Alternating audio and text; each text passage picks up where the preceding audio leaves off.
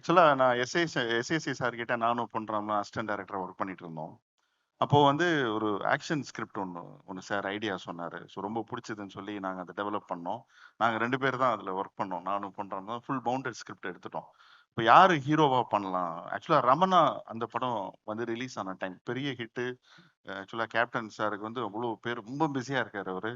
So நாங்க இந்த மாரி யாரு பண்ணலாம் அப்படின்னு ஒரு டிஸ்கஷன். அப்போ எஸ்ஏ சார் சொன்னாரு, இந்த மாரி நம்ம கேப்டன் பண்ணலாம். ஆக்சுவலா அவர் விஜய்ன்னு தான் கூப்பிடுவாரு. விஜய் பண்ணா நல்லா இருக்கும் அப்படின்னாரு.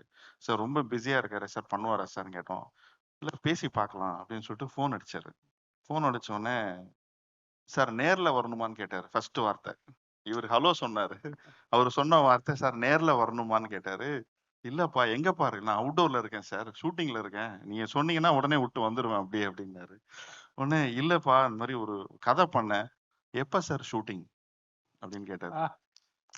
கேட்டுட்டு நான் வந்துடுறேன் அப்படின்னு வச்சுட்டாரு. அப்புறம் கூப்பிடுறேன் சார்ன்னு வச்சுட்டாரு. சார் ஒரு மாதிரி எமோஷனல் ஆயிட்டாரு பயங்கரமா. இப்ப சொன்னாரு, இந்த நல்ல மனசு தான்ப்பா வந்து அவரை இந்த உயரத்துல வச்சிருக்கு. சோ இதே மாதிரி இன்னும் மிகப்பெரிய உயரத்துக்குலாம் அவர் போவாரு அப்படின்னு சொன்னாரு. சோ அந்த மூமெண்ட் எனக்கு இப்ப வந்து ஞாபகம் வருது. சோ கண்டிப்பா அவரோட ஆசீர்வாதம் எல்லாருக்கும் இருக்கும் கண்டிப்பா.